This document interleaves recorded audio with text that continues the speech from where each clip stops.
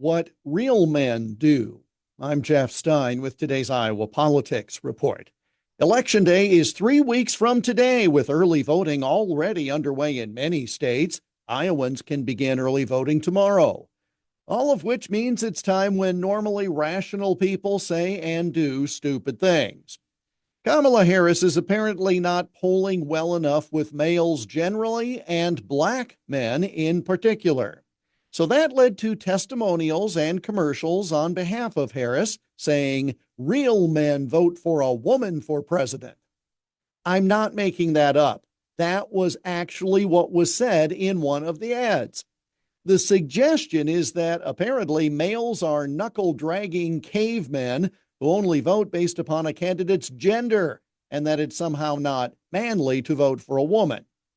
There's another way to look at it, that males are very willing to vote for a woman, just not this one.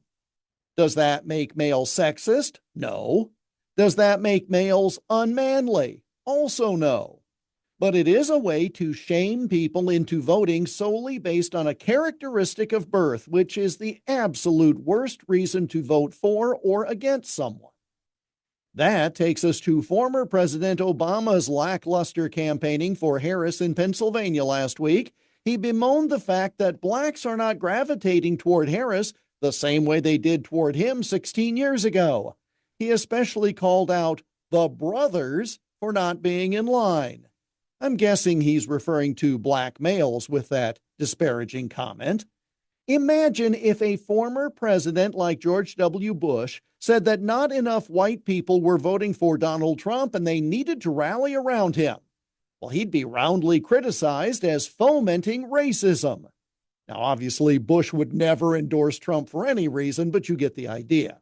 A former president who is a person of color can say black males should vote for Harris because she is a person of color, and that's fine.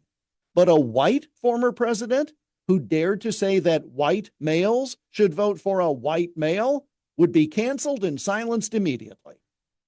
Racism goes both ways. So does sexism. And it's not okay just because it's a certain political party using the tactics. Again, gender and race are no reasons to vote for or against someone. But in the last desperate weeks of a campaign, those who are behind are apparently going to pull out all the stops. And that's the Iowa Politics Report for Tuesday, October 15 on Twitter, Instagram, Getter, Threads, and Truth Social at Iowa Politics. I'm Jeff Stein on News Talk 1540 KXEL.